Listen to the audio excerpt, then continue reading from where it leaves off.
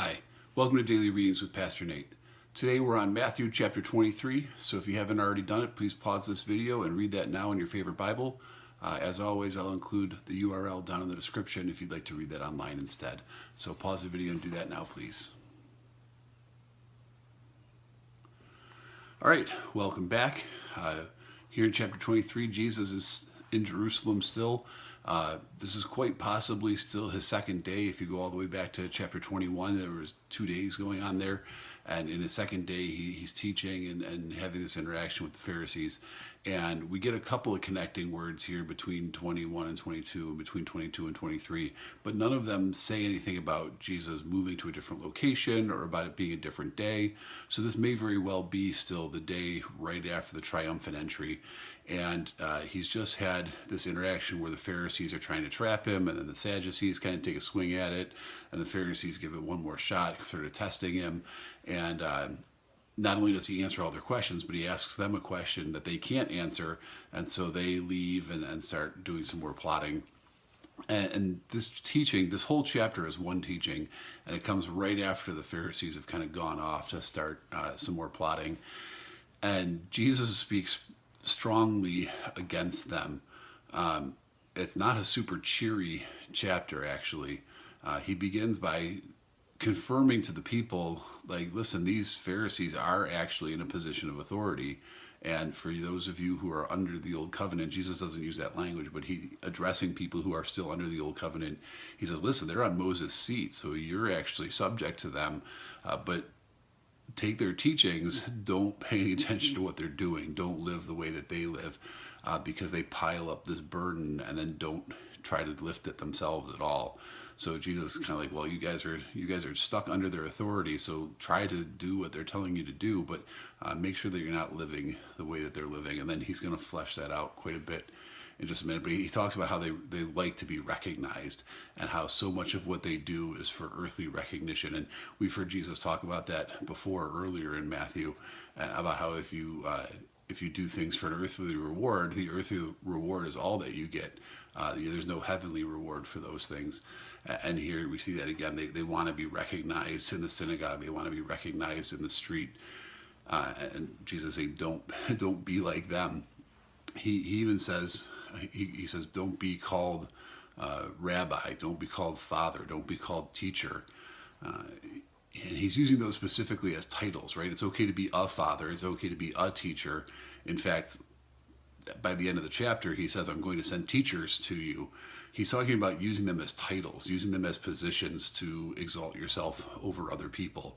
Rabbi means master. It's a sort of a type of teacher, but it's one who you are specifically subjecting yourself to. You're giving them authority over your life. Similarly, the father, there's this authority, this power over other people. And teacher, when it's applied as a title, is similar to rabbi. They had a tradition where the philosophy teachers of that time would take students, and the students were subject to everything the teacher taught them, and they were expected to live by that and submit themselves to it. So Jesus saying, don't exalt yourself over other people. And I try hard not to call out specific groups within the church, specific denominations, but I can't help but question, because there are denominations, there are whole sections of the universal church that use father as a term for their clergy, and I've never got that. It seems specifically prohibited by this verse. I actually have a friend who's in one of those who's a clergy person in one of those denominations. I should just call him and ask him, but yeah, I guess I'll leave you to mull that over a little bit as well. Why do people choose to be called father after Jesus specifically tells us not to do that here? That's not really the point, though. I don't want to get off track. The point is, Jesus says, if you exalt yourself, you're going to be humbled. And if you humble yourself, you're going to be exalted. You know, when Jesus returns, at the judgment, if you've lifted yourself up and used these lofty titles, Jesus' arrival will be a humbling experience for you, which doesn't sound great. But if you humble yourself, and we see that in Jesus all the time, being a servant, calling his people to be servants. When we humble ourselves instead of exalting ourselves, then when Jesus comes, at his arrival will be exalted, which to me sounds like obviously the better option. So then he launches into this section that's often called the seven woes. And he speaks against the Pharisees and the teachers of the law, and kind of gives seven specific complaints. And the word woe sounds really negative, and it's certainly not positive, but the Greek word has two meanings. It can mean woe, which is an expression of grief, but it also means alas, and it can be kind of an expression of frustration or disappointment. And honestly, I'm not sure which way we're supposed to take it here. Traditionally, most people that I've heard talk about this take it as an expression of grief, and they're really taking they're taking this passage as Jesus really just railing against the Pharisees. And it's not completely unmerited to treat it that way, because by the time you get to the end here, Jesus is calling them a brood of vipers and saying, how can you possibly escape hell?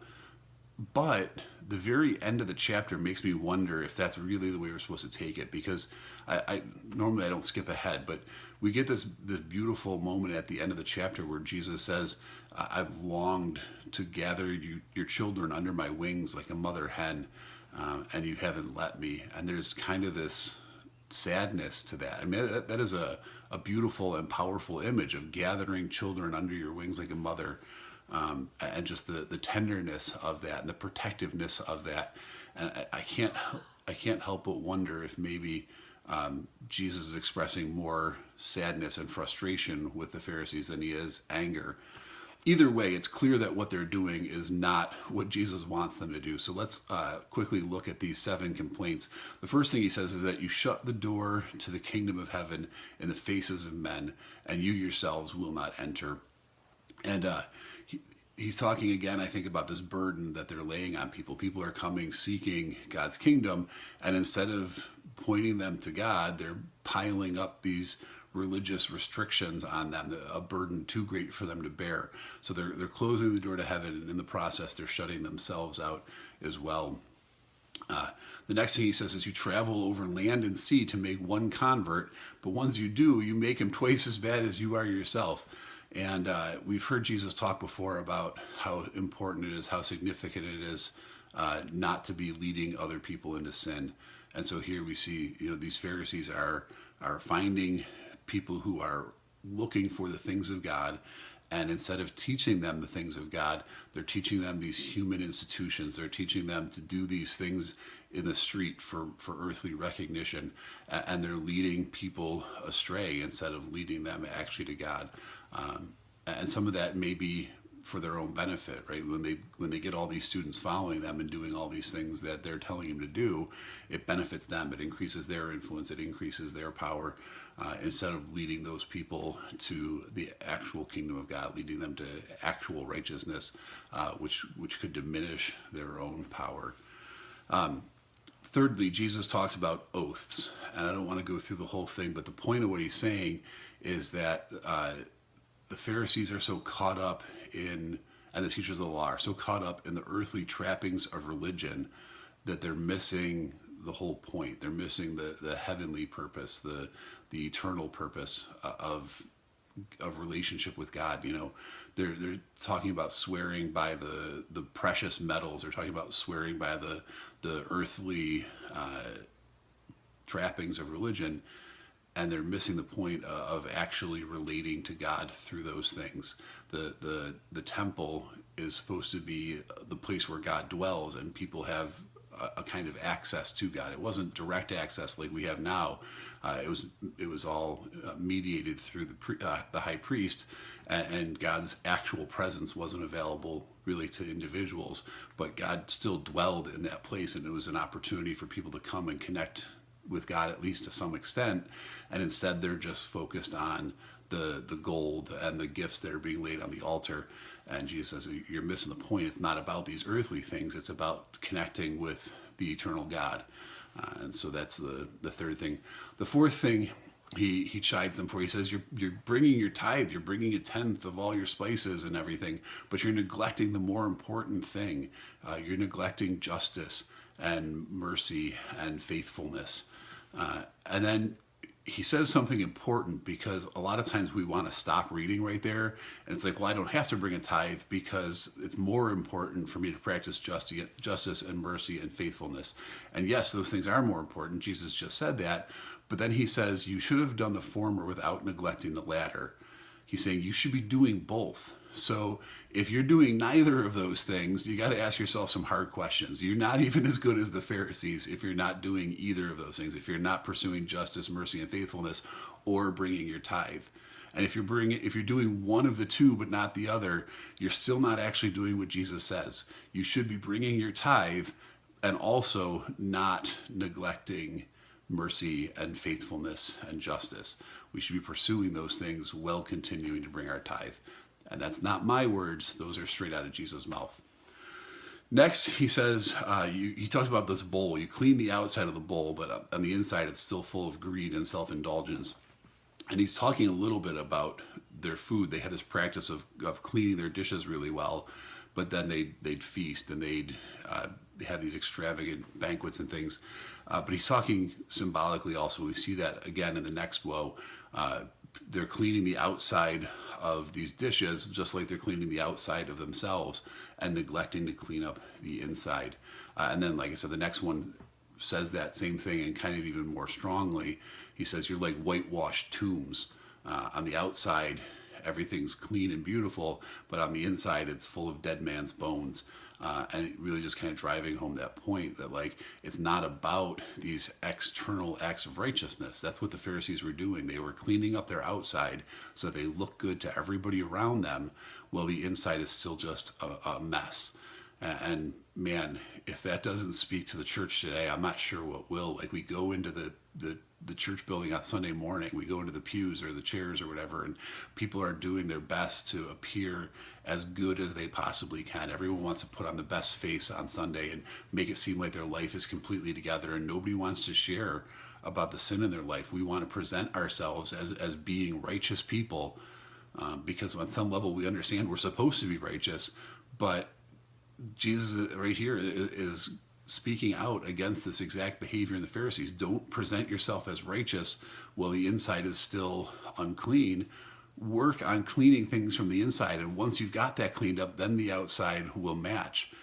Don't spend time, don't spend energy, don't put effort into looking good on the outside. Spend your time and your energy and your effort into actually cleaning up the inside. And as the inside changes, the outside will change too. But don't try to fool people about that in the meantime. And then finally, the seventh woe, he talks about how they make these beautiful graves, or they decorate the graves of prophets and righteous people, but they are the descendants of the ones who killed those prophets and righteous people.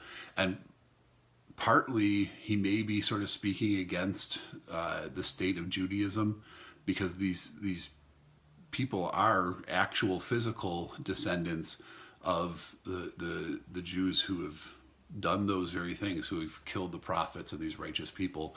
But partly I think he's really saying that you guys are the spiritual heirs of the very same people who did this to the prophets, because he knows that it's not going to be real long before they kill him for his righteousness and his message. And he's already planned on sending out the apostles and those who follow in their footsteps to continue his work and continue bringing his message. And he knows that some of these very same people are going to persecute and execute the people that he's going to send. So in a real way, they are these spiritual heirs to that. And clearly Jesus isn't happy about it. And this is where he says, how are you going to escape hell? So it's a kind of a downer of a chapter, but it's good for us to read and to self-examine and say, am I falling into any of these traps? Am I living like the Pharisees in any of these ways? And if you are, work on correcting it. Not on looking like it's corrected, but actually correcting it from the inside. Thanks for joining me today. As always, if this was a benefit, like it and share it, not for my ego, but so that other people see it. And feel free to subscribe to the channel, and I'll see you tomorrow for Matthew chapter 24. Have a good day.